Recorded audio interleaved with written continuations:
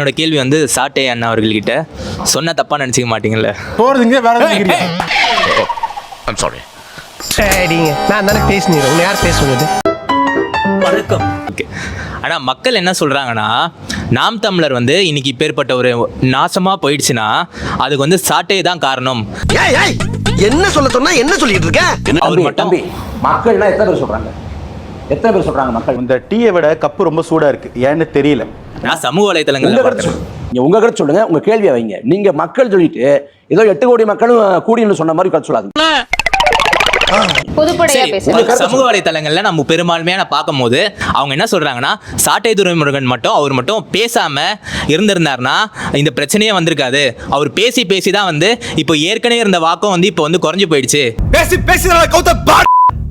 ஆமா, சோ அதனால வந்து அவரை கட்சி விட்டு தூக்குனாலே நாம் தமிழர் கட்சி வந்து நல்லா வந்துரும் அப்படின்னு சொல்லிட்டு இருக்காங்க. உண்மையை சொல்றவங்க தெய்வத்துக்கு சமம் சொல்லுவாங்க. ஒரு கட்சி விட்டு தூக்குனாலே நாம் தமிழர் கட்சி வந்து நல்லா வந்துரும் அப்படின்னு சொல்லிட்டு இருக்காங்க. ஒத்துக்கிட மனசு இல்லனாலும் அதான் நேசம். உங்க கருத்து சரி சரி, நான் பார்த்தேன் வச்சு நான் சொல்றேன். இல்ல ஒரு நிமிஷம் அவர் கருத்து இருக்கட்டும். அவர் உங்க கருத்து வச்சுக்கோ. பதில சொல்றா. 234 தொகுதி இல்லையா? 234 தொகுதியில் 108 தொகுதியில தாவேக்கா வென்றதற்கும் 8 விழுக்காடு 4 விழுக்காடு மாறினதுக்கும் நான் காரணம். சரிதானே? சரிதானே? சரி சொல்லுங்க. ஒரு சரி சரிதானே? 234 தொகுதியில் 108 தொகுதியில தாவேக்கா வென்றதற்கும் 8 விழுக்காடு 4 விழுக்காடு மாறினதுக்கும் நான் காரணம். 126 தொகுதியில தாவேக்கா தோத்ததுக்கு யார் காரணம்? இவன் சரியான பைத்தியம் இல்ல, சரியாகாத பைத்தியம்டா. பதில் சொல்லுங்க.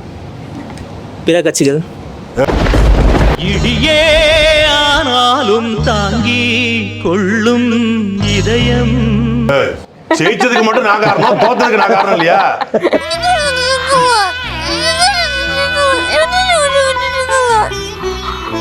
நாம் தமிழர் கட்சி 8 விழுக்காடு 4 விழுக்காடா மாறினதுக்கு நான் காரணம் சொல்றீங்களா? நான் 2010 இருந்து இருக்கேன். இந்த 8 விழுக்காடா மாறினதுக்கு யார் காரணம்? அப்போ சீமான் அவர்கள். தோத்துக்கிட்டே இருக்கீடா. ஜெயிச்சதுக்கு எங்க அண்ணன் காரணம் மாதிரி இங்க தோற்றதுக்கு இல்ல வீழ்ந்ததுக்கு எல்லாரும் நாங்க பொறுப்பேற்றுக்கிறோம். எல்லாருடைய பொறுப்பும் இருக்கு. அழுகுறான். ஏய் அழுவலடா. அது அழுவலையா? கண்ணீர் ஒழி பேண்ட்டுக்குள்ள போயினுக்குது, அழுவலன்ற. இல்ல, எல்லாருடைய பொறுப்பும் இருக்கு, எல்லாருடைய கடமையும் இருக்கு. இன்னும் அது கூடுதலாக நாளை 40 மாற்றுவதற்கு எப்படின்னு சொல்லி எங்களுக்கு தெரியும். அதனுடைய நோக்கி வேலையை நாங்க போயிட்டு இருக்கிறோம். தம்பி காமெடி வேண்டாம், நான் சொல்லிட்டேன். நானு காமெடி பண்ணாதன்னு சொல்லியிருக்கேன். நானு நாளை 40 மாற்றுவதற்கு எப்படின்னு சொல்லி எங்களுக்கு தெரியும். இவன் ஒருத்தன்டா சிரிப்பு காமிச்சிங்க. ஒரு தனிப்பட்ட நபர், சாட்டைங்கிற ஒரு தனிப்பட்ட நபர் வந்து இவ்வளவு பெரிய கட்சியை விஜய்ங்கிற ஒரு ஆளை நான் பேசி ஜெயிக்க வச்சுட்டேன்றாங்க. நான் ஒருத்தன் பேசினா விஜய் ஜெயிச்சாருன்னா அப்ப நான் எவ்வளவு பெரிய ஆளு? ஆமா, நீ பெரிய ஜமீன்தாரு. நான் ஒருத்தன் பேசி விஜய் ஜெயிச்சாருன்னா நான் எவ்வளவு பெரிய ஆளு? அப்ப விஜய் 69 படத்தை நடிச்சு ஜான் ஆரோக்கியசாமி, பிரசாந்த் கிஷோர், ஆதவ் அர்ஜுனா இதெல்லாம் செய்ய முடியாத ஒருத்தர் நான் சொல்லிடுறேன், திமிரா சொல்றேன், நான் எவ்வளவு பெரிய ஆளு? காவ ஓரத்துல கஞ்சா அடிக்கிற மாதிரியா இருக்கிற காலத்து கீழே. ஆனா நான் வந்து நீங்க கேட்ட கேள்வி உங்களுக்கு பதில் சொல்ல. சமூகத்துல இல்ல இல்ல உங்களால விஜய் ஜெயிச்சார் நான் சொல்லியே. சமூகத்துல விஜய் ஜெயிச்சார் நான் சொல்லியே. சமூக வலைதளத்துல பாத்தீங்கல்ல, அவங்களுக்கு தான் சொல்றேன், உங்களுக்கு சொல்லல. நீங்க யார பாத்தீங்களோ அவங்களுக்கு சொல்றேன். அழுதுக்கு இருக்க நீ.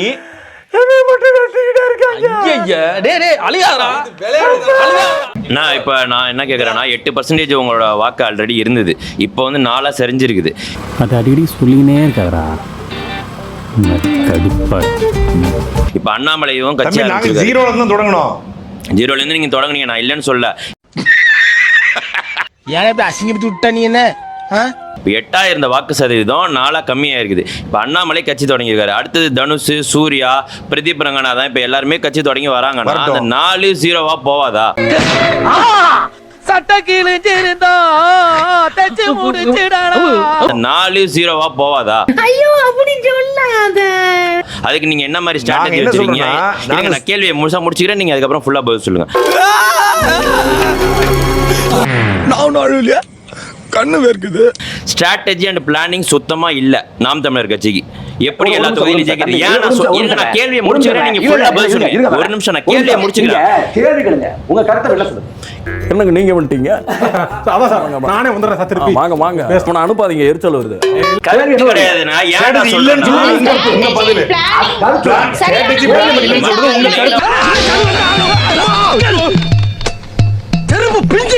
படாததுக்கு காரணம் நம்பகத்தன்மை குறைபாடா நான் நினைக்கிறேன். ஏன்னா இப்ப களஞ்சியம் அவர்கள் ரொம்ப வருஷமா கட்சி கூட இருந்தாங்க. அவங்க வந்து ஒரு நிமிஷம் உங்க கருத்தை சமூக வலைதளத்துல பதிவு பண்ணுங்க, மற்ற பதிவு பண்ணுங்க. கேள்வியை மட்டும் கேளுங்க. எங்களுக்கு பாராட்டாதீங்க, எங்களுக்கு பாராட்டாதீங்க. நீ என்ன அவ்வளோ பெரிய அப்பாட்டாக்கிறா இல்ல அவ்வளோ பெரிய அப்பாட்டாக்கிறான்னு கேக்குறேன். இப்போ களஞ்சியம் ரொம்ப வருஷமா கூட வந்தாங்க. அவங்க வந்து கட்சியை விட்டு வெளில போறாங்க. அது அவங்க தனிப்பட்ட பிரச்சனை வச்சுக்கோங்க. கேள்விதான் விஷயப்பட்ட பிரச்சனை வச்சுக்கோங்க. கேள்விதான் விஷயம். அவனை சொல்லி நிறுத்துங்களேன்டா. அவன் நிறுத்துற அந்த லூசுக்கு மட்டும் வந்துட்டே இருக்கான். வர்ற நிறுத்துற அவனை பைத்தியக்காரப்ப. இன்னும் வந்து நீங்க கட்சி விட்டு நீக்கிறீங்க. விஷ்ணு கட்சி விட்டு நீக்கிறீங்க. எதனால நீக்கிறீங்க? அவர் என்ன தப்பு பண்ணாரு அப்படின்றத சொன்னீங்கன்னா நல்லா இருக்கும். ஏய் பதில் சொல்லு. களஞ்சியமும் தம்பி விஷ்ணுவும் கட்சியை விட்டு நீக்கப்படுவது கட்சியினுடைய உள்கட்சி விவகாரம். உள்கட்சி விவகாரத்தை ஒன்னிந்தியாவில் உட்கார்ந்து பேசிட்டு இருக்க முடியாது. புரியுதா உங்களுக்கு? அப்புறம் என்ன நீங்க வந்த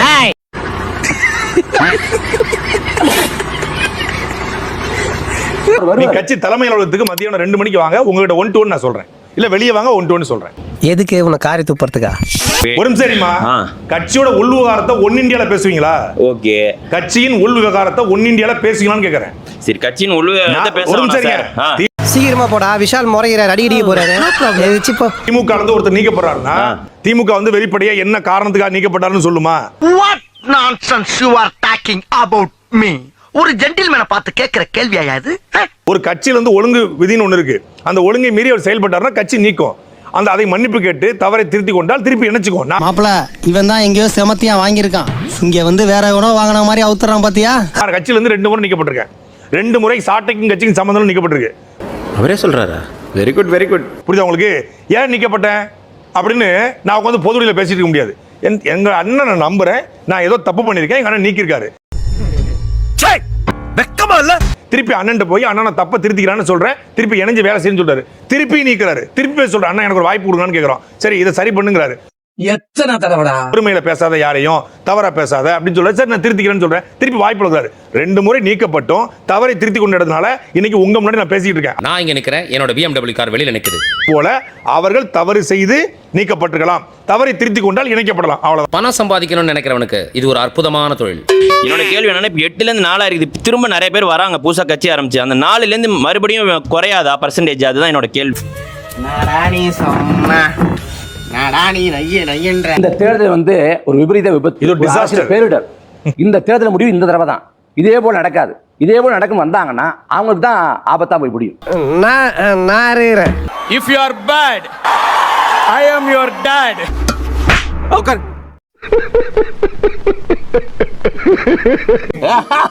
நன்றி, வணக்கம்.